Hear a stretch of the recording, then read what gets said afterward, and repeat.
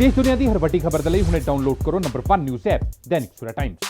Police ਵਾਲਾ ਆਪਣੇ ਫਰਜ਼ ਦੇ ਉਲਟ ਕੰਮ ਕਰ ਰਿਹਾ ਸੀ। ਡਰੱਗਸ ਰੋਕਣ ਦੀ ਜਗ੍ਹਾ ਡਰੱਗਸ ਸਪਲਾਇਰ ਨੂੰ ਬਚਾ ਰਿਹਾ ਸੀ, ਉਹਨਾਂ ਦਾ ਬਿਜ਼ਨਸ ਦਾ ਹਿੱਸਾ ਬਣ ਰਿਹਾ ਸੀ।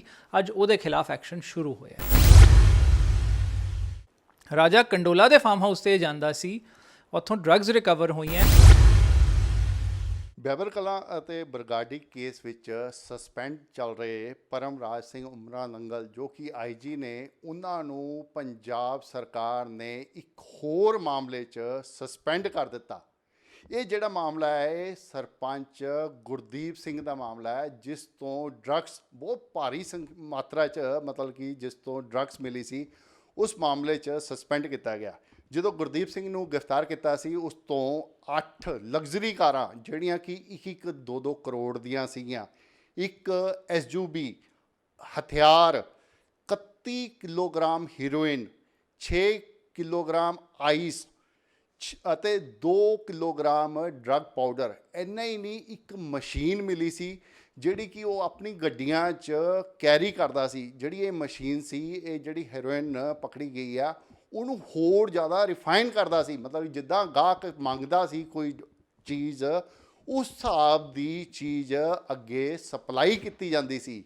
ਇੰਨਾ ਹੀ ਨਹੀਂ, ਉਹ ਜਿਹੜਾ ਡਰੱਗ ਦਾ ਧੰਦਾ ਕਰ ਰਿਹਾ ਸੀ, ਉਹ ਪੁਲਿਸ ਪ੍ਰੋਟੈਕਸ਼ਨ 'ਚ ਕਰ ਰਿਹਾ ਸੀ। ਜਿਸ ਟਾਈਮ ਉਸ ਦੀ ਗੱਡੀ ਡਰੱਗਸ ਲੈ ਕੇ ਨਿਕਲਦੀ ਸੀ ਤਾਂ ਬਕਾਇਦਾ ਪੰਜਾਬ ਪੁਲਿਸ ਦੀ ਪਾਇਲਟ ਉਸ ਦੇ ਨਾਲ ਚੱਲਦੀ ਸੀ।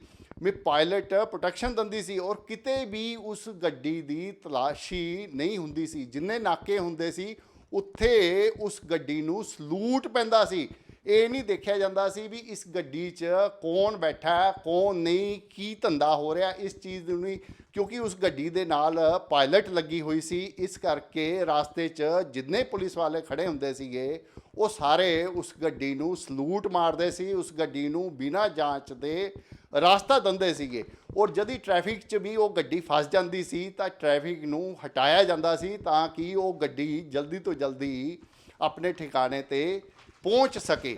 ਉਸ ਮਾਮਲੇ 'ਚ ਕਾਰਵਾਈ ਕੀਤੀ ਪੰਜਾਬ ਪੁਲਿਸ ਨੇ, ਪੰਜਾਬ ਸਰਕਾਰ ਨੇ ਕਹਿ ਸਕਦੇ ਹਾਂ, ਕਿਉਂਕਿ ਪੁਲਿਸ ਕੋਲੇ ਸ਼ਾਇਦ ਇਹ ਪਾਵਰ ਨਹੀਂ ਹੈ। ਸਰਕਾਰ ਵੱਲੋਂ ਆਈਜੀ ਉਮਰਾ ਨੰਗਲ ਨੂੰ ਸਸਪੈਂਡ ਕੀਤਾ ਗਿਆ।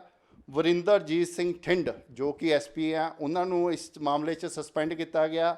ਸੇਵਾ ਸਿੰਘ ਮੱਲੀ ਜੋ ਕਿ SP ਡਿਟੈਕਟਿਵ ਹੈ, ਉਹਨਾਂ ਨੂੰ ਇਸ ਮਾਮਲੇ 'ਚ ਸਸਪੈਂਡ ਕੀਤਾ ਗਿਆ।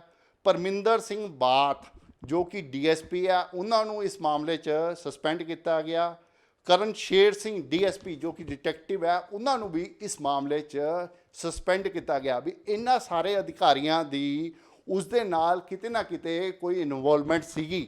ਹਾਲਾਂਕਿ ਇਹ ਗੱਲ ਪਤਾ ਨਹੀਂ ਚੱਲ ਸਕੀ ਵੀ ਕਿਸ ਤਰ੍ਹਾਂ ਦੀ ਇਨਵੋਲਵਮੈਂਟ ਸੀਗੀ, ਲੇਕਿਨ ਇਨਵੋਲਵਮੈਂਟ ਸੀਗੀ ਤਾਂ ਹੀ ਇਹਨਾਂ ਨੂੰ ਸਸਪੈਂਡ ਕੀਤਾ ਗਿਆ। ਸ਼ਾਇਦ ਹੋ ਸਕਦਾ ਵੀ ਜਿਹੜੀਆਂ ਗੱਡੀਆਂ ਜਾਂ ਪੁਲਿਸ ਸਿਕਿਉਰਿਟੀ ਜਿਹੜੀ ਪ੍ਰੋਵਾਈਡ ਕੀਤੀ ਜਾ ਰਹੀ ਸੀ, ਉਹ ਇਹਨਾਂ ਅਧਿਕਾਰੀਆਂ ਵੱਲੋਂ ਹੀ ਪ੍ਰੋਵਾਈਡ ਕੀਤੀ ਜਾ ਰਹੀ ਸੀ। ਸ਼ਾਇਦ ਉਸੇ ਮਾਮਲੇ 'ਚ ਇਹਨਾਂ ਅਧਿਕਾਰੀਆਂ ਨੂੰ ਸਸਪੈਂਡ ਕੀਤਾ ਗਿਆ। ਸਾਡੇ ਨਾਲ ਪ੍ਰਦੀਪ ਬਿਰਕ ਜੀ ਆ, ਜੋ ਕਿ ਲਗਾਤਾਰ ਜਿਹੜੇ ਇਹ ਮਾਮਲੇ ਆ ਲਗਾਤਾਰ ਉਠਾਉਂਦੇ ਆ ਰਹੇ ਨੇ। ਲਗਾਤਾਰ ਉਹ ਸੈਣੀ ਸਾਹਿਬ ਵਾਲਾ ਹੋਵੇ, ਚਾਹੇ ਪਰਮਰਾਜ ਸਿੰਘ ਉਮਰਾ ਨੰਗਲ ਵਾਲਾ ਮਾਮਲਾ ਹੋਵੇ, ਉਹ ਲਗਾਤਾਰ ਇਹ ਮਾਮਲੇ ਉਠਾਉਂਦੇ ਆ ਰਹੇ ਨੇ। ਕੋਰਟ 'ਚ ਵੀ ਉਹ ਪੈਰਵੀ ਕਰ ਰਹੇ ਨੇ। ਉਹਨਾਂ ਨਾਲ ਆਪਾਂ ਗੱਲਬਾਤ ਕਰਦੇ ਹਾਂ, ਜਾਣਦੇ ਹਾਂ ਵੀ ਇਹਨਾਂ ਦੀ ਇਸ ਮਾਮਲੇ 'ਚ ਕੀ ਇਨਵੋਲਵਮੈਂਟ ਸੀਗੀ ਔਰ ਕਿਉਂ ਇਹ ਕਾਰਵਾਈ ਇੰਨੀ ਦੇਰ ਬਾਅਦ ਸਾਹਮਣੇ ਆਈ ਆ। ਪ੍ਰਦੀਪ ਜੀ, ਗੱਲ ਮਤਲਬ ਕਿ ਜਿਹੜੇ 5 ਅਧਿਕਾਰੀ ਸਸਪੈਂਡ ਕੀਤੇ ਆ, ਇਹਨਾਂ ਦੀ ਇਸ ਮਾਮਲੇ 'ਚ ਕਿੰਨੀ ਕੁ ਇਨਵੋਲਵਮੈਂਟ ਸੀਗੀ ਔਰ ਕੀ ਇਨਵੋਲਵਮੈਂਟ ਸੀ? ਵੇਖੋ ਜੀ, ਜਿੱਥੇ ਤੱਕ ਤਾਂ ਤਫਤੀਸ਼ ਦੀਆਂ ਡਿਟੇਲਸ ਨੇ, ਉਹ ਤਾਂ ਅਜੇ ਤੱਕ ਸਰਕਾਰ ਵੱਲੋਂ ਪਬਲਿਕ ਨਹੀਂ ਹੋਈਆਂ। ਇਹ ਤਾਂ STF ਨੇ ਰਾਣੋ ਨੂੰ ਜਦੋਂ ਗੁਰਦੀਪ ਸਿੰਘ ਨੂੰ ਫੜਿਆ ਤੇ ਉਸ ਚੇਨ ਅੱਗੇ ਚੱਲਦੀ ਹੋਈ ਤਫਤੀਸ਼ ਦੀ, ਉਹਦੇ ਵਿੱਚ ਆ ਪੁਲਿਸ ਵਾਲਿਆਂ ਦਾ ਰੋਲ ਬਾਹਰ ਆਇਆ। ਦੂਜੀ ਗੱਲ ਇਹ ਹੈ ਕਿ ਜਿੱਥੇ ਤੱਕ ਇਹਦੇ ਵਿੱਚ ਉਮਰਾ ਨੰਗਲ ਦਾ ਸਵਾਲ ਹੈ, ਇਹ ਕਾਬਿਲੇ ਤਾਰੀਫ ਹੈ ਕਿ ਸਰਕਾਰ ਨੇ ਇੱਕ ਇੰਨੇ ਸੀਨੀਅਰ ਰੈਂਕ ਦੇ ਅਫਸਰ ਤੇ ਫਾਈਨਲੀ ਕਾਰਵਾਈ ਸ਼ੁਰੂ ਕਰਤੀ ਡਰੱਗਸ ਦੇ ਕੇਸ ਦੇ ਵਿੱਚ। ਵੇਖੋ, ਆਮ ਪਬਲਿਕ ਦੇ ਵਿੱਚ ਵੀ ਆਹੀ ਹੈ। ਪਿਛਲੀ ਵਾਰੀ ਇਲੈਕਸ਼ਨ ਦਾ ਮੁੱਦਾ ਵੀ ਸੀ ਕਿ ਪੰਜਾਬ ਪੁਲਿਸ ਵਾਲੇ ਡਰੱਗਸ ਦੇ ਵਿੱਚ ਇਨਵੋਲਵਡ ਨੇ। ਡਰੱਗ ਜਿਹੜੀ ਹੈਗੀ ਹੈ ਉਹ ਪੰਜਾਬ ਪੁਲਿਸ ਵਾਲੇ ਹੀ ਸਪਲਾਈ ਕਰਵਾ ਰਹੇ ਹੈ। ਅੱਜ ਸਰਕਾਰ ਨੇ ਉਹਦੇ ਵਿੱਚ ਪਹਿਲੀ ਵਾਰੀ ਸੀਨੀਅਰ ਆਫਿਸਰ ਦੇ ਰੋਲ ਨੂੰ ਰਿਕਾਰਡ 'ਤੇ ਲਿਆਂਦਾ ਹੈ। ਜੇ ਇਸ ਚੀਜ਼ ਤੋਂ ਅਸੀਂ ਥੋੜ੍ਹਾ ਜਿਹਾ ਪਿੱਛੇ ਹਟੀਏ, ਤੁਸੀਂ ਮੈਨੂੰ ਪੁੱਛਿਆ ਮੇਰੇ ਮਤਲਬ ਮੈਂਸ਼ਨ ਕੀਤਾ ਮੇਰਾ ਰੋਲ, ਮੈਂ ਇੱਕ SIT ਜਦੋਂ ਉਮਰਾ ਨੰਗਲ ਦੇ ਫੇਕ ਐਨਕਾਊਂਟਰ ਦਾ ਕੇਸ ਅਸੀਂ ਆਰਗਿਊ ਕਰ ਰਹੇ ਸੀ, ਉਹਦੇ ਵਿੱਚ ਕੋਰਟ ਦੇ ਸਾਹਮਣੇ ਰੱਖਿਆ ਸੀ ਕਿ ਜੀ ਉਮਰਾ ਨੰਗਲ ਨੂੰ ਕਿਸ ਹੱਦ ਤੱਕ ਦੀ ਪ੍ਰੋਟੈਕਸ਼ਨ ਰਹੀ ਹੈ। ਇਹਦਾ ਡਰੱਗ ਕੇਸ ਦੇ ਵਿੱਚ ਪਹਿਲਾਂ ਨਾਂ ਆਇਆ ਇੱਕ ਰਾਜਾ ਕੰਡੋਲਾ ਨਾਂ ਦਾ ਬੰਦਾ ਜਿਹੜਾ ਡਰੱਗ ਕੇਸਿਸ ਦੇ ਵਿੱਚ ਪ੍ਰੋਸੀਕਿਊਟ ਹੋ ਰਿਹਾ ਸੀ। ਉਹਨੇ ਉਮਰਾ ਨੰਗਲ ਦਾ ਨਾਂ ਲਿਆ ਕਿ ਮੇਰੇ ਫਾਰਮ ਹਾਊਸ ਤੇ ਆਉਂਦਾ ਸੀ। ਅਨਨੋਨ ਨੰਬਰਸ ਦੇ ਵਿੱਚੋਂ ਉਹਨੇ ਉਮਰਾ ਨੰਗਲ ਦਾ ਨੰਬਰ ਪਛਾਣਿਆ, ਕਿਹਾ on record enforcement directorate ED ਜਿਹਨੂੰ ਅਸੀਂ ਕਹਿੰਦੇ ਹਾਂ। 29 ਜੁਲਾਈ 2013 ਨੂੰ ਐਨਫੋਰਸਮੈਂਟ ਡਾਇਰੈਕਟੋਰੇਟ ਦੇ ਸਾਹਮਣੇ ਇੱਕ ਸਟੇਟਮੈਂਟ ਦਿੱਤੀ ਰਾਜਾ ਕੰਡੋਲਾ ਨੇ, ਜਿਹਦੇ ਵਿੱਚ ਉਹਨੇ ਇਹ ਕਿਹਾ ਕਿ ਉਮਰਾ ਨੰਗਲ ਮੇਰਾ ਦੋਸਤ ਹੈ, ਮੇਰੇ ਫਾਰਮ ਹਾਊਸ ਤੇ ਆਉਂਦਾ ਹੈ। ਰਾਜਾ ਕੰਡੋਲਾ ਦੇ ਫਾਰਮ ਹਾਊਸ ਤੋਂ ਡਰੱਗਸ ਫੜੀਆਂ ਗਈਆਂ, ਫਿਰ ਵੀ ਉਮਰਾ ਨੰਗਲ ਨੂੰ ਨਾਮਜ਼ਦ ਨਹੀਂ ਕੀਤਾ ਗਿਆ। ਉਹਦੇ ਉੱਤੇ ਕੋਈ FIR ਨਹੀਂ ਹੋਈ, ਉਹਨੂੰ ਸਸਪੈਂਡ ਨਹੀਂ ਕੀਤਾ। ਕਾਰਨ ਸੁਮੇਧ ਸਿੰਘ ਸੈਣੀ DGP ਸੀ। ਅਸੀਂ ਕੋਰਟ ਨੂੰ ਆ ਪੁਆਇੰਟ ਆਊਟ ਕੀਤਾ ਸੀ ਉਸ ਵੇਲੇ ਕਿ ਉਮਰਾ ਨੰਗਲ ਨੂੰ ਕਿਸ ਤਰ੍ਹਾਂ ਬਚਾਇਆ ਜਾ ਰਿਹਾ, ਤਾਂ ਕੋਰਟ ਨੇ ਉਮਰਾ ਨੰਗਲ ਦੇ ਨੂੰ ਮਿਲਦੀ ਹੋਈ ਸਰਕਾਰੀ ਸ਼ੈ ਦੇ ਅਗੇਂਸਟ SIT ਬਣਾਈ। ਇਹ ਕੋਰਟ ਵੱਲੋਂ ਬਣਾਈ ਗਈ SIT ਸੀ। ਕੋਰਟ ਨੇ ਬਣਾਈ ਸੀ SIT, ਜਿਹਦੇ ਵਿੱਚ ਉਮਰਾ ਨੰਗਲ ਦੇ ਖਿਲਾਫ ਫਿਰ ਤਫਤੀਸ਼ ਸ਼ੁਰੂ ਹੋਈ। ਹੁਣ ਉਹ SIT ਤਫਤੀਸ਼ ਕਰ ਰਹੀ ਹੈ ਉਹਦੇ ਫੇਕ ਐਨਕਾਊਂਟਰ ਦੀ। ਨਹੀਂ, ਇਹ ਜਿਹੜੀ ਮੈਂ ਗੱਲ ਕਰ ਰਿਹਾ ਸ਼ਾਇਦ ਇਹ ਡਰੱਗਸ ਵਾਲਾ ਮਾਮਲਾ ਹੈ। ਇਹ ਸ਼ਾਇਦ ਤੁਸੀਂ ਦੂਜੇ ਕੇਸ ਦੀ ਗੱਲ ਕਰ ਰਹੇ ਹੋ। ਮੈਂ ਦੱਸ ਰਿਹਾ ਦੂਜੇ ਕੇਸ ਦੇ ਵਿੱਚ ਵੀ ਅਸੀਂ ਪੁਆਇੰਟ ਆਊਟ ਕੀਤਾ ਸੀ ਕਿ ਉਮਰਾ ਨੰਗਲ ਦੀ ਡਰੱਗਸ ਦੇ ਵਿੱਚ ਇਨਵੋਲਵਮੈਂਟ ਹੈ ਔਰ ਇਹਦੇ ਖਿਲਾਫ ਐਕਸ਼ਨ ਹੋਣਾ ਚਾਹੀਦਾ ਹੈ। 2013 'ਚ ਇਹਦਾ ਪਹਿਲੀ ਵਾਰੀ ਡਰੱਗਸ ਦੇ ਵਿੱਚ ਨਾਂ ਆਇਆ ਹੈ ਔਰ ਅੱਜ 8 ਸਾਲਾਂ ਦੇ ਬਾਅਦ ਫਾਈਨਲੀ ਸਰਕਾਰ ਨੇ ਇੱਕ ਨਵੇਂ ਕੇਸ ਦੇ ਵਿੱਚ ਇਹਨੂੰ ਅਕਿਊਜ਼ਡ ਬਣਾਇਆ ਹੈ, ਜਿਹਦੇ ਤੋਂ ਇਹ ਸ਼ੋ ਹੁੰਦਾ ਕਿ 8 ਸਾਲਾਂ ਤੋਂ ਜਿਹੜਾ ਅਕਿਊਜ਼ਡ ਬਚਦਾ ਆ ਰਿਹਾ ਸੀ, ਪੁਲਿਸ ਵਾਲਾ ਆਪਣੇ ਫਰਜ਼ ਦੇ ਉਲਟ ਕੰਮ ਕਰ ਰਿਹਾ ਸੀ, ਡਰੱਗਸ ਰੋਕਣ ਦੀ ਜਗ੍ਹਾ ਡਰੱਗਸ ਸਪਲਾਇਰ ਨੂੰ ਬਚਾ ਰਿਹਾ ਸੀ, ਉਹਨਾਂ ਦਾ ਬਿਜ਼ਨਸ ਦਾ ਹਿੱਸਾ ਬਣ ਰਿਹਾ ਸੀ। ਅੱਜ ਉਹਦੇ ਖਿਲਾਫ ਐਕਸ਼ਨ ਸ਼ੁਰੂ ਹੋਇਆ ਹੈ। ਸੋ ਉਸ ਚੀਜ਼ ਦੇ ਉੱਤੇ ਸਰਕਾਰ ਦਾ ਬੜਾ ਕਾਬਿਲ ਤਾਰੀਫ ਕੰਮ ਹੈ। ਮੈਂ ਤੁਹਾਨੂੰ ਜਿਹੜੀ ਗੱਲ ਤੁਸੀਂ ਪੁੱਛ ਰਹੇ ਹੋ, ਇਹ ਸੈਕਿੰਡ ਕੇਸ ਹੈ ਜਿਹਦੇ ਵਿੱਚ ਉਮਰਾ ਨੰਗਲ ਦਾ ਨਾਂ ਆਇਆ ਡਰੱਗਸ ਦੇ ਵਿੱਚ। ਮੈਂ ਤੁਹਾਨੂੰ ਇਹ ਦੱਸ ਰਿਹਾ ਕਿ ਇਹ ਗੱਲ ਨਹੀਂ ਹੈ ਕਿ ਸਿਰਫ ਇੱਕ ਗੁਰਦੀਪ ਸਿੰਘ ਦੇ ਨਾਲ ਉਮਰਾ ਨੰਗਲ ਦੀ ਇਨਵੋਲਵਮੈਂਟ ਸੀ। ਕੀ ਸਰਕਾਰ ਨੇ ਤਫਤੀਸ਼ ਦੇ ਵਿੱਚ ਕੱਢਿਆ, ਕੀ ਇਹਦਾ ਰੋਲ ਸੀ, ਉਹਦੇ ਨਾਲ ਕੀ ਪੈਸਿਆਂ ਦਾ ਹਿੱਸਾ ਸੀ, ਰੱਬ ਜਾਣਦਾ ਹੈ। ਤਫਤੀਸ਼ ਦੇ ਵਿੱਚ ਉਹ ਚੀਜ਼ਾਂ ਆਉਣਗੀਆਂ ਹੁਣ ਬਾਹਰ। ਪਰ ਇਹ ਪਹਿਲਾ ਕੇਸ ਨਹੀਂ ਹੈ। ਰਾਜਾ ਕੰਡੋਲਾ ਦੇ ਫਾਰਮ ਹਾਊਸ 'ਤੇ ਜਾਂਦਾ ਸੀ, ਉੱਥੋਂ ਡਰੱਗਸ ਰਿਕਵਰ ਹੋਈਆਂ। ਰਾਜਾ ਕੰਡੋਲਾ ਪ੍ਰੋਸੀਕਿਊਸ਼ਨ ਫੇਸ ਕਰ ਰਿਹਾ, ਪਰ ਉਮਰਾ ਨੰਗਲ ਦੇ ਖਿਲਾਫ ਕੁਝ ਵੀ ਸ਼ੁਰੂ ਨਹੀਂ ਕੀਤਾ ਗਿਆ। ਸਰ, ਪਰ ਜਿਹੜੀ ਤੁਸੀਂ ਗੱਲ ਕਰ ਰਹੇ ਹੋ ਵੀ ਸੈਣੀ ਸਾਹਿਬ ਉਸ ਟਾਈਮ DGP ਸੀਗੇ ਔਰ ਸੈਣੀ ਸਾਹਿਬ ਇਹਨੂੰ ਬਚਾ ਰਹੇ ਸੀਗੇ, ਪਰ ਮੈਨੂੰ ਗੱਲ ਨਹੀਂ ਸਮਝ ਆ ਰਹੀ ਉਹ ਜਿਹੜੀ ਗੱਲ ਕੇਸ ਸੀਗਾ ਉਹ ਤਾਂ ED ਟੈਕਲ ਕਰ ਰਹੀ ਸੀ। ਆ ਦੇਖੋ, ਆ ਐਨਫੋਰਸਮੈਂਟ ਡਾਇਰੈਕਟੋਰੇਟ ਕੋਲ ਦਿੱਤੀ ਹੋਈ ਉਮਰਾ ਨੰਗਲ ਦੀ ਸਟੇਟਮੈਂਟ ਹੈ, ਸੌਰੀ ਰਾਜਾ ਕੰਡੋਲਾ ਦੀ ਸਟੇਟਮੈਂਟ ਹੈ। ਉਹਨੇ ਇੱਕ ਅਨਨੋਨ ਨੰਬਰ ਨੂੰ ਪਛਾਣਤਾ। ਕਿੰਨੇ ਕੁ ਲੋਕ ਨੇ ਆਪਾਂ ਆਪਣੇ ਦੋਸਤਾਂ ਦੇ ਕਿੰਨੇ ਕੁ ਨੰਬਰ ਯਾਦ ਰੱਖਦੇ ਹਾਂ। ਇਹ ਰਾਜਾ ਕੰਡੋਲਾ ਨੇ ਕਿਹਾ, this mobile number belongs to Sardar Paramraj Singh Umranangal IPS DIG Punjab police is my friend and use to come to my farm house to meet me. I will try to recollect to whom the other numbers mentioned belong। ਆ ਸਾਈਨ ਨੇ 29/7/2013 ਦੀ ਔਰ ਆ stamp ਲੱਗੀ ਹੈ enforcement directorate ਕੋਲ ਦਿੱਤੀ statement. ਹੁਣ ED ਕੋਲ ਜਿਹੜੀ ਸਟੇਟਮੈਂਟ ਦਿੱਤੀ ਜਾਂਦੀ ਹੈ ਉਹ ਪਰ ਸੇ ਐਡਮਿਸਿਬਲ ਹੁੰਦੀ ਹੈ ਐਵੀਡੈਂਸ ਦੇ ਵਿੱਚ, ਉਹਨੂੰ ਮਤਲਬ ਉਹਦੇ ਤੋਂ ਤੁਸੀਂ ਮੁੱਕਰ ਨਹੀਂ ਸਕਦੇ। ਹੁਣ ਆ ਤੁਸੀਂ ਜ਼ਰਾ ਇੱਕ ਕਾਗਜ਼ ਹੋਰ ਫੋਕਸ ਕਰੋ ਜ਼ਰਾ please. ED versus Anoop Singh Kalon case Niranjan Singh deputy director enforcement ਦੀ ਸਟੇਟਮੈਂਟ। ਠੀਕ ਹੈ ਜੀ। ਆ ਸਟੇਟਮੈਂਟ ਦੇ ਵਿੱਚ ਇਹਨਾਂ ਨੇ ਕੀ ਲਿਖਿਆ, The initial investigation in this case of Ranjit Singh Kandola was conducted by me. It is correct that in his statement recorded under section 50 PMLA, specific questions were asked regarding Param Raj Singh Umra Nangal IG and SP Balwinder Singh. As per his statement and investigation, मतलब एक कली statement नहीं है, investigation भी हुई होते थे। Param Raj Singh Umra Nangal IG and SP Balwinder Singh used to visit Ranjit Singh Kandola at his farm house at Samrala. It is correct that I had summoned Param Raj Singh Umra Nangal IG and SP Balwinder Singh and their statements were also recorded. ਹੁਣ ਅੱਗੇ ਵੇਖੋ, Param Raj Singh Umra Nangal might have submitted his photocopy of passport. Param Raj Singh Umra Nangal did not give any details of properties situated abroad including US. ED ਨੂੰ ਇਹਨੇ detail ਨਹੀਂ ਦਿੱਤੀ, ਉਹਨਾਂ ਨੇ ਇਹ ਨਹੀਂ ਕਿਹਾ ਇਹਦੀ ਪ੍ਰਾਪਰਟੀ ਹੈ ਨਹੀਂ। ਉਮਰਾ ਨੰਗਲ ਨੇ ਡਿਟੇਲ ਨਹੀਂ ਦਿੱਤੀ। I do not remember if I got checked from the passport if Param Raj Singh Umra Nangal was having citizenship of any other country. It is correct that when FIRs under NDPS Act were registered in the year 2013 and investigation under PMLA was started in the year 2013, the DGP of Punjab Police was Shri SS Saini. ਹੁਣ ਉਮਰਾ ਨੰਗਲ ਦਾ ਨਾਂ ਜਦੋਂ ਰਾਜਾ ਕੰਡੋਲਾ ਵਾਲੇ case 'ਚ ਆਇਆ ਹੈ, ED ਕੋਲ ਇਹਦੀ ਤਫਤੀਸ਼ ਪੈਂਡਿੰਗ ਹੈ। ਇਹ ਅੱਜ ਵੀ ਪੈਂਡਿੰਗ ਹੈ। ਅੱਜ ਵੀ ਪੈਂਡਿੰਗ ਹੈ, ਇਹ ਬੰਦ ਨਹੀਂ ਹੋਈ। ਉਮਰਾ ਨੰਗਲ ਨੂੰ ਐਗਜ਼ੋਨਰੇਟ ਕਿਤੇ ਨਹੀਂ ਕੀਤਾ ਗਿਆ, ਲੇਕਿਨ ਪੰਜਾਬ ਪੁਲਿਸ ਨੇ ਉਹਦੇ ਉੱਤੇ ਕੋਈ ਕਾਰਵਾਈ ਨਹੀਂ ਕੀਤੀ। ਪੰਜਾਬ ਪੁਲਿਸ ਨੂੰ ਆਪਣਾ ਪਰਚਾ ਦਰਜ ਕਰਨਾ ਚਾਹੀਦਾ। ਤੁਸੀਂ ਮੈਨੂੰ ਆਪ ਦੱਸੋ, ਤੁਹਾਡੀ ਮਤਲਬ ਮੈਂ ਕਹਿੰਦਾ ਤੁਹਾਡੇ ਦਰਸ਼ਕ ਹੀ ਡਿਸਾਈਡ ਕਰਨ, ਜਦੋਂ ਵੀ ਪੰਜਾਬ ਪੁਲਿਸ ਕਿਸੇ ਡਰੱਗ ਡੀਲਰ ਨੂੰ ਫੜਦੀ ਹੈ ਉਹ ਜਿਹਦਾ ਵੀ ਨਾਂ ਲੈ ਲਵੇ, ਫਲਾਨਾ ਮੈਨੂੰ ਮਿਲਿਆ ਸੀ, ਫਲਾਨਾ ਮੇਰੇ ਘਰ ਆਇਆ ਸੀ, ਫਲਾਨਾ ਮੇਰੀ ਸ਼ਾਪ ਤੇ ਆਇਆ ਸੀ, ਫਲਾਨੀ ਜਗ੍ਹਾ ਮਿਲਿਆ, ਨਾਲ ਦੀ ਨਾਲ ਸਾਰੇ ਨਾਮਜ਼ਦ ਹੋ ਜਾਂਦੇ ਆ। ਬਿਲਕੁਲ ਬਿਲਕੁਲ ਇੱਦਾਂ ਹੀ ਇੱਥੇ ਉਹ ਕਹਿੰਦਾ ਮੇਰਾ ਦੋਸਤ ਸੀ, ਮੇਰੇ ਫਾਰਮ ਹਾਊਸ ਤੇ ਆਉਂਦਾ ਸੀ, ਔਰ ਜੋ ਅਨਆਫੀਸ਼ੀਅਲੀ ਪਤਾ ਲੱਗਿਆ ਸੀ ਕਿ ਉੱਥੇ ਜਦੋਂ ਪੰਜਾਬ ਪੁਲਿਸ ਨੂੰ ਉੱਥੇ ਇਹਦੀ ਵਰਦੀ ਵੀ ਸ਼ਾਇਦ ਮਿਲੀ ਸੀ, ਪਰ ਉਹ ਗੱਲ ਮੇਰੇ ਕੋਲ ਕੋਈ ਪ੍ਰੂਫ ਨਹੀਂ ਹੈ, ਸੋ ਮੈਂ ਨਹੀਂ ਕਹਿ ਸਕਦਾ ਕਿ ਉਹ ਚੀਜ਼ ਕਨਕਲੂਸਿਵ ਹੈ। ਪਰ ਜਦੋਂ ਰਾਜਾ ਕੰਡੋਲਾ ਨੇ ਆਪਣੀ ਸਟੇਟਮੈਂਟ ਦੇ ਵਿੱਚ ਕਹਿਤਾ, ਈਡੀ ਨੇ ਆਪਣੀ ਤਫਤੀਸ਼ ਦੇ ਵਿੱਚ ਕੱਢਤਾ, ਤੇ ਇਹਦੇ ਤੇ ਪਰਚਾ ਕਿਉਂ ਨਹੀਂ ਹੋਇਆ?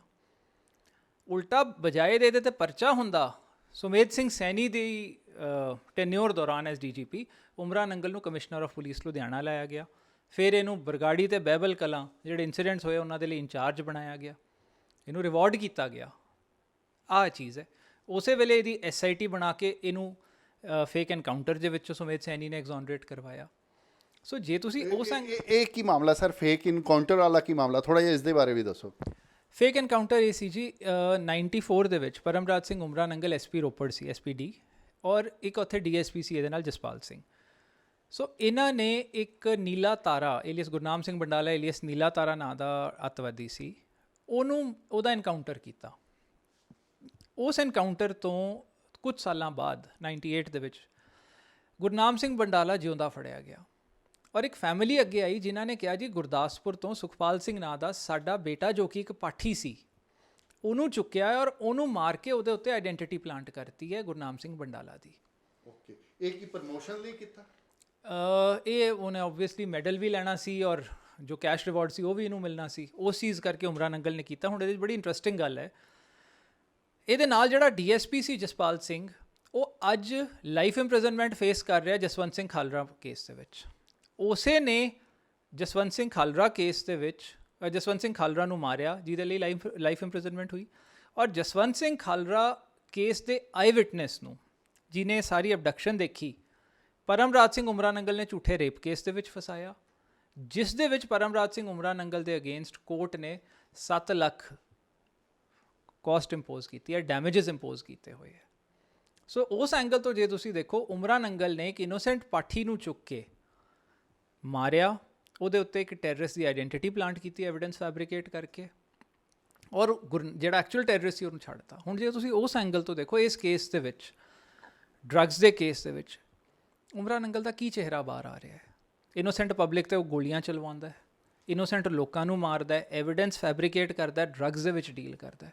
ਕੀ ਇਹੋ ਜਿਹੇ ਪੁਲਿਸ ਵਾਲੇ ਨੌਕਰੀ ਦੇ ਵਿੱਚ ਰਹਿਣੇ ਚਾਹੀਦੇ ਆ? ਇਸ ਦਾ ਮਤਲਬ ਇਹ ਇੱਕ ਬਲੈਕ ਸ਼ਿਪ ਸੀਗਾ ਪੰਜਾਬ ਪੁਲਿਸ ਦੇ ਉੱਤੇ, ਬੜਾ ਮਤਲਬ ਕਿ ਬਲੈਕ ਡੱਬਾ ਸੀਗਾ ਇਸ ਦਾ ਮਤਲਬ। ਬਿਲਕੁਲ ਜੀ, ਔਰ ਇਹੋ ਜਿਹੇ ਦੇ ਖਿਲਾਫ ਐਕਸ਼ਨ ਕਰਕੇ ਸਰਕਾਰ ਨੇ ਸ਼ੁਰੂ ਕਰਕੇ ਐਕਸ਼ਨ ਬਹੁਤ ਵਧੀਆ ਕੰਮ ਕੀਤਾ ਹੈ। ਇਸ ਚੀਜ਼ ਨੂੰ ਛੇਤੀ ਤੋਂ ਛੇਤੀ ਲੌਜੀਕਲ ਕੰਕਲੂਜਨ ਤੱਕ ਲਿਜਾਣਾ ਜ਼ਰੂਰੀ ਹੈ, ਔਰ ਇਹੋ ਜਿਹੇ ਆਫੀਸਰ ਦੀ ਇੱਕ ਐਗਜ਼ਾਮਪਲ ਸੈੱਟ ਕਰਨੀ ਜ਼ਰੂਰੀ ਹੈ। ਇਹ ਸੁਮੇਧ ਸਿੰਘ ਸੈਣੀ ਦੇ ਕ੍ਰਿਮੀਨਲਸ ਦੀ ਟੀਮ 'ਚੋਂ ਇੱਕ ਸੀ, ਜਿਹੜੇ ਯੂਨੀਫਾਰਮਡ ਕ੍ਰਿਮੀਨਲਸ ਨੇ, ਔਰ ਇਹਦੇ ਵਰਗੇ ਨੂੰ ਸਜ਼ਾ ਦਿਵਾਉਣੀ ਜ਼ਰੂਰੀ ਹੈ ਤਾਂ ਕਿ ਬਾਕੀਆਂ ਨੂੰ ਮੈਸੇਜ ਆਵੇ ਕਿ ਅਸੀਂ ਗਲਤ ਰਾਹ ਫੜ ਕੇ ਅਖੀਰ ਦੇ ਵਿੱਚ ਬਚ ਨਹੀਂ ਸਕਦੇ, ਸਾਨੂੰ ਆਪਣੇ ਪਾਪਾਂ ਦਾ ਇੱਥੇ ਹੀ ਭੁਗਤਾਨ ਕਰਨਾ ਪੈਣਾ ਹੈ। ਉਹ ਸਜ਼ਾ ਦਿਵਾਉਣੀ ਇਹੋ ਜਿਹਿਆਂ ਨੂੰ, ਔਰ ਬਾਕੀ ਅਫਸਰਾਂ ਦੇ ਵਿੱਚ ਕਾਨੂੰਨ ਦਾ ਡਰ ਦੁਬਾਰਾ ਇਨਫਿਊਜ਼ ਕਰਨਾ ਬਹੁਤ ਜ਼ਰੂਰੀ ਹੈ। ਮੈਨੂੰ ਇੱਕ ਗੱਲ ਸਮਝ ਨਹੀਂ ਆਈ ਸਰ, ਸਰਕਾਰ 'ਚ ਇਹੀ ਕਿਆ ਤਬਦੀਲੀ ਆ ਗਈ? ਮਤਲਬ ਕਿ ਅੱਜ ਜਿਹੜਾ ਸਾਲ ਚੱਲ ਰਿਹਾ ਹੈ ਇਹ ਇਲੈਕਸ਼ਨ ਈਅਰ ਹੈ ਔਰ ਲਾਸਟ ਈਅਰ ਹੈ, 4 ਸਾਲ ਹੋ ਗਏ ਕੈਪਟਨ ਅਮਰਿੰਦਰ ਸਿੰਘ ਦੀ ਸਰਕਾਰ ਨੂੰ ਬਣੇ ਹੋਏ। ਤੁਸੀਂ ਕੀ ਸਮਝਦੇ ਹੋ ਵੀ ਕੀ ਤਬਦੀਲੀ ਆਈ ਜਿਹੜੀ ਕਿ ਸਰਕਾਰ ਨੇ ਹੁਣ ਪਹਿਲੇ ਬਰਗਾੜੀ ਵਾਲੇ ਕੇਸ 'ਚ ਸਸਪੈਂਡ ਕੀਤਾ, ਹੁਣ ਦੂਜੇ ਕੇਸ 'ਚ ਸਸਪੈਂਡ ਕੀਤਾ? ਕੀ ਚੇਂਜ ਕੀ ਆਇਆ ਸਰਕਾਰ ਨੂੰ? ਮਤਲਬ ਕਿ ਦੇਖੋ, ਬਰਗਾੜੀ ਵਾਲੇ ਕੇਸ ਦੇ ਵਿੱਚ ਤਾਂ ਇਹ ਸਸਪੈਂਡ ਹੋਇਆ ਜੀ 2019 ਦੇ ਵਿੱਚ, ਉਦੋਂ ਤਾਂ ਸਰਕਾਰ ਨੂੰ ਬਣੇ 2 ਸਾਲ ਹੋਏ ਸੀ। ਸੋ ਕਿਸੇ ਵੀ ਐਂਗਲ ਤੋਂ ਅਸੀਂ ਨਹੀਂ ਕਹਿ ਸਕਦੇ ਕਿ ਸਰਕਾਰ ਦਾ ਕੋਈ ਇੰਟਰਸਟ ਸੀ। ਦੂਜੀ ਗੱਲ, ਬਰਗਾੜੀ ਔਰ ਬਹਿਬਲ ਕਲਾਂ ਦੇ ਵਿੱਚ ਵੀ ਇਹ ਪਿਛਲੇ ਸਾਲ ਅਕਿਊਜ਼ਡ ਬਣ ਚੁੱਕਿਆ ਸੀ, ਔਰ ਇਹ ਤਾਂ 2019 'ਚ ਅਕਿਊਜ਼ਡ ਬਣ ਗਿਆ ਸੀ, ਸੈਣੀ 2020 'ਚ ਅਕਿਊਜ਼ਡ ਬਣਿਆ। ਸੋ ਉਹ ਵੀ ਕੋਈ ਪੋਲੀਟੀਕਲ ਚੀਜ਼ ਨਹੀਂ ਸੀ। ਜਿਹੜਾ ਫੇਕ ਐਨਕਾਊਂਟਰ ਵਾਲਾ ਹੈ ਉਹਦੇ ਵਿੱਚ SIT ਹਾਈ ਕੋਰਟ ਨੇ ਬਣਾਈ ਹੈ, ਉਹ ਵੀ 2019 ਦੇ ਵਿੱਚ। ਸੋ ਕਿਤੇ ਵੀ ਉਹ ਚੀਜ਼ਾਂ ਪੋਲੀਟੀਕਲ ਨਹੀਂ ਹੈ। ਇਹ ਤਾਂ ਹੁਣ ਗੁਰਦੀਪ ਸਿੰਘ STF ਨੇ ਹੁਣ ਫੜਿਆ ਕੁਝ ਮਹੀਨੇ ਪਹਿਲਾਂ, ਉਹ ਤਫਤੀਸ਼ ਦੇ ਵਿੱਚ ਇਹਦਾ ਨਾਂ ਆਇਆ, ਔਰ ਐਕਚੁਅਲੀ ਇਹ ਕਾਬਿਲੇ ਤਾਰੀਫ ਗੱਲ ਹੈ ਕਿ ਸਰਕਾਰ ਸੀਰੀਅਸ ਹੋਈ ਹੈ ਸੀਨੀਅਰ ਆਫਿਸਰਸ ਦੇ ਖਿਲਾਫ ਡਰੱਗਸ ਦੀ ਚੀਜ਼ ਦੇ ਲਈ ਐਕਸ਼ਨ ਲੈਣ ਦੇ ਲਈ। ਜੇ ਨਾ ਸਰਕਾਰ ਸੀਰੀਅਸ ਹੁੰਦੀ ਤਾਂ ਕਦੇ ਵੀ ਇਹ ਪਰਚਾ ਦਰਜ ਨਾ ਹੁੰਦਾ, ਕਦੇ ਵੀ ਇਹੋ ਜਿਹੇ ਆਫਿਸਰਸ ਨੂੰ ਮਤਲਬ ਉਹਨਾਂ ਨੂੰ ਨਾਮਜ਼ਦ ਨਾ ਕੀਤਾ ਜਾਂਦਾ, ਕਦੇ ਸਸਪੈਂਡ ਨਾ ਕੀਤਾ ਜਾਂਦਾ। ਇਹ ਬਹੁਤ ਵਧੀਆ ਕਦਮ ਸਰਕਾਰ ਵੱਲੋਂ ਹੈ, ਔਰ ਉਮੀਦ ਕਰਦੇ ਹਾਂ ਕਿ ਇਹਨੂੰ ਲੌਜੀਕਲ ਕੰਕਲੂਜਨ 'ਤੇ ਵੀ ਲਿਜਾਇਆ ਜਾਊਗਾ ਛੇਤੀ, ਔਰ ਇਹੋ ਜਿਹੇ ਆਫਿਸਰਸ ਨੂੰ ਸਜ਼ਾ ਦਿਵਾ ਕੇ ਇੱਕ ਐਗਜ਼ਾਮਪਲ ਸੈੱਟ ਕੀਤੀ ਜਾਊਗੀ ਕਿ ਹੋਰ ਕੋਈ ਆਫਿਸਰ ਇਹ ਰਾਹ ਨਾ ਫੜੇ। ਪ੍ਰਦੀਪ ਜੀ, ਮੈਂ ਇੱਕ ਚੀਜ਼ ਹੋਰ ਪੁੱਛਣਾ ਚਾਹਨਾ ਕਿ ਤੁਹਾਨੂੰ ਲੱਗਦਾ ਹੋਰ ਵੀ ਬੰਦੇ ਇਸ 'ਚ ਇਨਵੋਲਵ ਹੈ? ਜਦੋਂ ਆਈਜੀ ਲੈਵਲ ਦੇ ਜਿਹੜੇ ਬੰਦੇ ਇਸ ਤਰ੍ਹਾਂ ਸਾਹਮਣੇ ਆ ਜਾਣ, ਤੇ ਜਿੱਦਾਂ ਤੁਸੀਂ ਸੈਣੀ ਸਾਹਿਬ ਦਾ ਨਾਮ ਲੈ ਰਹੇ ਹੋ ਵੀ ਸੈਣੀ ਵੀ ਇਸ 'ਚ ਇਨਵੋਲਵ ਹੈ, ਉਹਨਾਂ ਦੀ ਸ਼ਹਿ ਤੇ ਇਹ ਸਾਰਾ ਕੰਮ ਹੋ ਰਿਹਾ ਸੀ, ਕਿ ਹੋਰ ਵੀ ਇਸ 'ਚ ਸ਼ਾਮਿਲ ਹੈਗੇ, ਇਸ ਤਰ੍ਹਾਂ ਦੇ ਬੰਦੇ ਹੈਗੇ ਪੰਜਾਬ ਪੁਲਿਸ 'ਚ? ਦੇਖੋ, ਜੇ ਮੇਰੇ ਵਰਗੇ ਬੰਦੇ ਨੂੰ ਜਿਹੜਾ ਸਿਸਟਮ ਦਾ ਹਿੱਸਾ ਨਹੀਂ ਹੈ, ਇੱਕ ਪ੍ਰਾਈਵੇਟ ਐਡਵੋਕੇਟ ਹੈ, ਜੇ ਮੈਨੂੰ ਪਤਾ ਹੈ ਕਿ ਕੀ ਹੋ ਰਿਹਾ, ਕਿਹਦੇ ਕਿੱਥੇ ਰੋਲ ਹੈ, ਤੇ ਕੀ ਮਤਲਬ ਸੁਮੇਧ ਸੈਣੀ ਨੂੰ ਨਹੀਂ ਪਤਾ ਹੋਊਗਾ ਉਹਦੇ ਬੰਦੇ ਕੀ ਕਰ ਰਹੇ? ਤਾਂ ਹੀ ਤਾਂ ਉਹ ਇਹੋ ਜਿਹਿਆਂ ਨੂੰ ਸ਼ਹਿ ਦਿੰਦਾ ਸੀ ਕਿ ਉੱਤੋਂ ਮੈਂ ਸ਼ੋਅ ਕਰਾਂ ਮੈਂ ਬੜਾ ਅਪਰਾਈਟ ਅਫਸਰ ਹਾਂ, ਅੰਦਰੋਂ ਇਹੋ ਜਿਹੇ ਬੰਦੇ ਨਾਲ ਰੱਖਾਂ ਜਿਹੜੇ ਸਾਰੇ ਮੇਰੇ ਲਈ ਗਲਤ ਕੰਮ ਕਰਨ। ਦੂਜੀ ਗੱਲ, ਉਮਰਾ ਨੰਗਲ ਤੇ ਇਹ 2 ਕੇਸ ਸਾਹਮਣੇ ਆਏ, ਇੱਕ ਤੇ ਕਾਰਵਾਈ ਹੋਈ ਨਹੀਂ, ਦੂਜੇ ਤੇ ਸ਼ੁਰੂ ਹੋਈ ਹੈ। ਹੋਰ ਪਤਾ ਨਹੀਂ ਕਿੰਨੇ ਇਹਦੇ ਹੋਣੇ। ਇਹੋ ਜਿਹਾ ਆਫਿਸਰ ਕੋਈ 2 ਕੰਮ ਨਹੀਂ, 2 ਜਾਣਿਆਂ ਨਾਲ ਨਹੀਂ ਕਰ ਰਿਹਾ ਹੋਣਾ, ਉਹ 50 ਥਾਵਾਂ ਤੇ ਹੋਰ ਇਨਵੋਲਵਡ ਹੋਊਗਾ। ਤੀਜੀ ਗੱਲ, ਜਿੰਨੇ ਮਰਜ਼ੀ ਹੋਰ ਹੋਣ, ਇਹਦੇ ਨਾਲ ਇੱਕ ਮੈਸੇਜ ਜਾਣਾ ਬਹੁਤ ਜ਼ਰੂਰੀ ਸੀ, ਜੋ ਜਾਣਾ ਸ਼ੁਰੂ ਹੋ ਗਿਆ। ਹੁਣ ਉਮੀਦ ਆਹੀ ਕਰਦੇ ਹਾਂ ਕਿ ਹੋਰ ਵੀ ਜੇ ਕੋਈ ਆਫਿਸਰਸ ਇਹੋ ਜਿਹੀਆਂ ਚੀਜ਼ਾਂ 'ਚ ਇਨਵੋਲਵਡ ਹੈ, ਗਵਰਨਮੈਂਟ ਉਹਨਾਂ ਦੇ ਖਿਲਾਫ ਐਕਸ਼ਨ ਲਊਗੀ, ਛੇਤੀ ਲਊਗੀ, ਔਰ ਉਸ ਐਕਸ਼ਨ ਨੂੰ ਅੰਜਾਮ ਤੱਕ ਵੀ ਲੈ ਕੇ ਜਾਊਗੀ। ਮੈਂ ਵਾਰੀ-ਵਾਰੀ ਉਹ ਕਹਿ ਰਿਹਾ, ਐਕਸ਼ਨ ਸ਼ੁਰੂ ਕਰਾਉਣਾ ਰੈਲੇਵੈਂਟ ਨਹੀਂ ਹੈ, ਸ਼ੁਰੂ ਕਰਾਉਣਾ ਬਹੁਤ ਵੱਡਾ ਕਦਮ ਹੈ, ਉਹ ਸਰਕਾਰ ਨੇ ਚੁੱਕ ਲਿਆ। ਦੂਜੇ ਆਫਿਸਰਸ 'ਤੇ ਵੀ ਆਈ ਐਮ ਸ਼ੋਰ ਉਹ ਕਰਨਗੇ ਕ੍ਰੈਕਡਾਊਨ, ਪਰ ਕਦੋਂ ਕਰਦੇ ਹੈ, ਕਿੰਨੀ ਚੀਜ਼ਾਂ ਡਿਗ ਆਊਟ ਹੁੰਦੀਆਂ, ਉਹ ਹੁਣ ਟਾਈਮ ਡਿਸਾਈਡ ਕਰ ਸਕਦਾ। ਇੱਕ ਕੋਈ ਸਿਟੀਜ਼ਨਸ਼ਿਪ ਵਾਲਾ ਵੀ ਸ਼ਾਇਦ ਮਾਮਲਾ ਉੱਠਿਆ ਸੀਗਾ ਵੀ ਡਿਊਲ ਸਿਟੀਜ਼ਨਸ਼ਿਪ ਸ਼ਾਇਦ ਆਈਜੀ ਸਾਹਿਬ ਲਈ ਫਿਰਦੇ ਸੀ। ਉਹ ਕੋਰਟ ਦੇ ਵਿੱਚ ਪੁਆਇੰਟ ਆਊਟ ਹੋਇਆ ਸੀ ਕਿ ਪਰਮਰਾਜ ਉਮਰਾ ਨੰਗਲ ਨੇ ਸ਼ਾਇਦ PR ਲਈ ਹੈ, ਪਰ ਉਹਦਾ ਕੋਈ ਪ੍ਰੂਫ ਨਹੀਂ ਹੈ, ਨਾ ਕੋਈ ਡਾਕੂਮੈਂਟਰੀ ਐਵੀਡੈਂਸ ਹੈ ਕਿ ਗਵਰਨਮੈਂਟ ਦੇ ਵਿੱਚ ਹੁੰਦਿਆਂ, IPS ਦੇ ਵਿੱਚ ਹੁੰਦਿਆਂ ਬਿਨਾਂ ਗਵਰਨਮੈਂਟ ਪਰਮਿਸ਼ਨ ਤੋਂ ਲੈ ਹੀ ਨਹੀਂ ਸਕਦਾ ਸੀ। ਪਰ ਉਹ ਚੀਜ਼ ਦਾ ਕੋਈ ਪ੍ਰੂਫ ਨਹੀਂ ਆਇਆ ਔਰ ਨਾ ਉਹਦੇ 'ਚ ਕੋਈ ਤਫਤੀਸ਼ ਹੋਈ ਹੈ, ਸੋ ਮੈਂ ਉਸ ਚੀਜ਼ 'ਤੇ ਕਮੈਂਟ ਨਹੀਂ ਕਰ ਸਕਦਾ। ਇੱਕ ਐਲੀਗੇਸ਼ਨ ਕੋਰਟ ਦੇ ਵਿੱਚ ਉੱਠਿਆ ਸੀ, ਜਿਵੇਂ ਉਮਰਾ ਨੰਗਲ ਦੀਆਂ ਪ੍ਰੋਪਰਟੀਜ਼ ਦੀਆਂ ਚੀਜ਼ਾਂ ਆ ਰਹੀਆਂ ਕਿ ਉਮਰਾ ਨੰਗਲ ਨੇ ਪ੍ਰੋਪਰਟੀ ਦੀਆਂ ਡਿਟੇਲਸ ED ਨੂੰ ਨਹੀਂ ਦਿੱਤੀਆਂ। ਹੁਣ ਉਹ ED ਨੇ ਕਿਉਂ ਤਫਤੀਸ਼ ਪੈਂਡਿੰਗ ਰੱਖੀ ਹੈ, ਕੀ ਪ੍ਰੈਸ਼ਰ ਹੈ, ਕਿੱਥੋਂ, ਉਹ ਤਾਂ ED ਦੱਸ ਸਕਦੀ ਹੈ। ਉਹ ਤਾਂ ਮਤਲਬ ਮੈਂ ਕੀ ਜਵਾਬ ਦੇਵਾਂ। ਹੁਣ ਆਹ ਕੇਸ ਵੀ ED ਕੋਲ ਮੇਰੇ ਖਿਆਲ ਨਾਲ ਜਾਣਾ ਚਾਹੀਦਾ, ਸ਼ਡਿਊਲਡ ਅਫੈਂਸ ਹੈ, ਸੋ ਇਹ ED ਦੀ ਡੋਮੇਨ ਬਣਦੀ ਹੈ। ਉਹ ਕੇਸ ਰਜਿਸਟਰ ਵੀ ਕਰਨਗੇ, ਪ੍ਰੋਸੀਡ ਵੀ ਕਰਨਗੇ। ਹੁਣ ਕਿਸ ਬੇਸ 'ਤੇ ਕਰਦੇ ਹੈ, ਉਹਦੇ ਵਿੱਚ ਕੀ ਚੀਜ਼ਾਂ ਆਉਂਦੀਆਂ, ਉਹਦੇ ਤੋਂ ਪਤਾ ਲੱਗੂਗਾ। ਬਿਕੋਜ਼ ਮਨੀ ਲਾਂਡਰਿੰਗ ਜਦੋਂ ਇਹ ਕਰ ਰਿਹਾ, ਡਰੱਗਸ ਦਾ ਪੈਸਾ ਵੀ ਬਾਹਰ ਭੇਜ ਰਿਹਾ ਹੋਣਾ, ਉਹਦੇ 'ਤੇ ਪ੍ਰੋਪਰਟੀ ਵੀ ਖਰੀਦ ਰਿਹਾ ਹੋਣਾ, ਉਹਦੇ ਵਿੱਚ ਹੋ ਸਕਦਾ ਇਹ ਆਸਪੈਕਟ ਵੀ ਕਵਰ ਹੋ ਜਾਏ ਕਿ ਕਿੱਥੋਂ ਦਾ ਸਿਟੀਜ਼ਨ, ਇਹਨੇ ਕੋਈ PR ਲਈ ਸੀ ਜਾਂ ਨਹੀਂ ਲਈ ਸੀ। ਕੋਈ ਫਿਲਮ ਹਸਤੀਆਂ ਦੇ ਵੀ ਨਾਮ ਆ ਰਹੇ ਨੇ ਪੰਜਾਬੀ, ਉਹ ਵੀ ਸ਼ਾਇਦ ਕਿਤੇ ਨਾ ਕਿਤੇ ਇਨਵੋਲਵਮੈਂਟ ਹੈ, ਤੁਹਾਨੂੰ ਕੀ ਲੱਗਦਾ? ਵੇਖੋ, ਉਮਰਾ ਨੰਗਲ ਦੇ ਜਾਣਕਾਰ ਨੇ ਕੁਝ ਫਿਲਮ ਇੰਡਸਟਰੀ ਦੇ ਲੋਕ, ਉਹਨਾਂ ਦਾ ਨਾਂ ਆ ਰਿਹਾ, ਪਰ ਉਹ ਕਿਸ ਹੱਦ ਤੱਕ ਦੀ ਇਨਵੋਲਵਮੈਂਟ ਹੈ, ਕਿਸ ਤਰ੍ਹਾਂ ਹੈ, ਉਹ ਅਜੇ ਤਫਤੀਸ਼ ਦੀਆਂ ਜਦੋਂ ਡਿਟੇਲਸ ਬਾਹਰ ਕੱਢਣਗੇ ਉਹਦੇ 'ਚ ਆਊਗਾ। ਇਹ ਤਾਂ ਅਜੇ ਜੋ ਚੀਜ਼ਾਂ ਇਹਨਾਂ ਨੇ ਅਖਬਾਰ 'ਚ ਜਾਂ ਮੀਡੀਆ ਦੇ ਵਿੱਚ ਦਿੱਤੀਆਂ, ਉਹਦੇ ਤੋਂ ਪਤਾ ਲੱਗ ਰਿਹਾ ਅਜੇ। ਚਲੋ, ਥੈਂਕ ਯੂ। ਇਹ ਸੀਗੇ ਪ੍ਰਦੀਪ ਵਿਰਕ ਜੀ, ਜੋ ਕਿ ਲਗਾਤਾਰ ਸੈਣੀ ਅਤੇ ਉਹਨਾਂ ਦੇ ਗੁਰਗੇ ਜਿਹੜੇ ਹੈਗੇ ਆ, ਉਹਨਾਂ ਦੇ ਮਾਮਲੇ ਕੋਰਟ 'ਚ ਉਠਾ ਰਹੇ ਨੇ। ਮੀਡੀਆ 'ਚ ਵੀ ਪ੍ਰਦੀਪ ਵਿਰਕ ਜੀ ਕਈ ਵਾਰੀ ਮਾਮਲੇ ਉਠਾ ਚੁੱਕੇ ਨੇ। ਪ੍ਰਦੀਪ ਵਿਰਕ ਜੀ ਦਾ ਇਹ ਮੰਨਣਾ ਹੈ ਕਿ ਇਹ ਜਿਹੜਾ ਮਾਮਲਾ ਹੁਣ ਸਾਹਮਣੇ ਆਇਆ, ਇਹ ਕੋਈ ਪੋਲੀਟੀਕਲੀ ਮੋਟੀਵੇਟਡ ਨਹੀਂ ਹੈ, ਇਹ ਸਰਕਾਰ ਵੱਲੋਂ ਕੀਤੀ ਗਈ ਇੱਕ ਕਾਰਵਾਈ ਦਾ ਨਤੀਜਾ। ਕਿਉਂਕਿ ਸਰਕਾਰ ਜਦੋਂ ਤੋਂ ਬਣੀ ਹੈ, ਲਗਾਤਾਰ ਡਰੱਗਸ ਦੇ ਮਾਮਲਿਆਂ ਵਿੱਚ ਕਾਰਵਾਈ ਕਰ ਰਹੀ ਹੈ। ਉਸ ਮਾਮਲੇ 'ਚ ਜਦੋਂ ਸਾਹਮਣੇ ਆਇਆ IG ਦਾ ਨਾਮ ਤੇ ਹੋਰ ਜਿਹੜੇ ਅਫਸਰ ਆ ਉਹਨਾਂ ਦੇ ਨਾਮ ਜਦੋਂ ਸਾਹਮਣੇ ਆਏ, ਤਾਂ ਉਹਨਾਂ ਨੂੰ ਸਸਪੈਂਡ ਕੀਤਾ ਗਿਆ। ਔਰ ਪ੍ਰਦੀਪ ਜੀ ਦਾ ਇਹ ਵੀ ਮੰਨਣਾ ਹੈ ਕਿ ਸਰਕਾਰ ਅਗਰ ਚਾਹੇਗੀ ਤਾਂ ਇਸ ਮਾਮਲੇ 'ਚ ਅੱਗੇ ਵੀ ਜਿਹੜੀ ਕਾਰਵਾਈ ਹੈ, ਮਤਲਬ ਕਿ ਇਹ ਕੰਕਲੂਜਨ ਤੱਕ ਇਹ ਮਾਮਲਾ ਜ਼ਰੂਰ ਪਹੁੰਚੇਗਾ। ਮੈਂ ਦਿਨੇਸ਼ ਗੋਇਲ, ਕੈਮਰਾਮੈਨ ਉਮਾ ਯਾਦਵ ਦੇ ਨਾਲ ਦੈਨਿਕ ਸਵੇਰਾ TV ਲਈ ਚੰਡੀਗੜ੍ਹ ਤੋਂ। All world open challenge 17 time gold medalist मियां रफीक मोहम्मद, पंडित मौलवी बेगम तांत्रिक, इन्हां चोरा ठग्गां तो सावधान। स्पेशलिस्ट वशीकरण, सट्टा नंबर, लव मैरिज, पति पत्नी च अनबन, विदेश च पक्का होना, कारोबार दा ना चलना, सिर्फ 31 घंटियां विच समाधान। फ्री फ्री फ्री मियां रफीक मोहम्मद। मोबाइल 84 374 94 647 84 374 94 648। पंडित राधे शर्मा, चमत्कार हुंदे वेखो अपनी अखां दे सामने। 24 घंटे विच पाओ हर परेशानी दा हल। मुसलमानी, रूहानी ते काले इलम दे बादशाह, मेरे कीते नु मेरे तो इलावा कोई कट नहीं सकदा। मोड़ी वशीकरण करवाओ, मनचाहा प्यार पाओ, लव मैरिज, सौतन दुश्मन तो छुटकारा, तलाक केस, जमीनी झगड़ा, नौकरी, कारोबार च रुकावट, विदेश यात्रा, लॉटरी तो धन मिलेगा जां नहीं, सच्चाई जानो। लॉटरी नंबर पाओ 649 होवे जां लोटो मैक्स, तुहाडी हर गल 100% गुप्त रखी जावेगी। प्यार विच धोखा खाए प्रेमी प्रेमिका एक बार जरूर मिलो, मैं तुहाडा प्यार टुटन नहीं देवांगा। मोबाइल 98 768 045 80 85 588 38 617।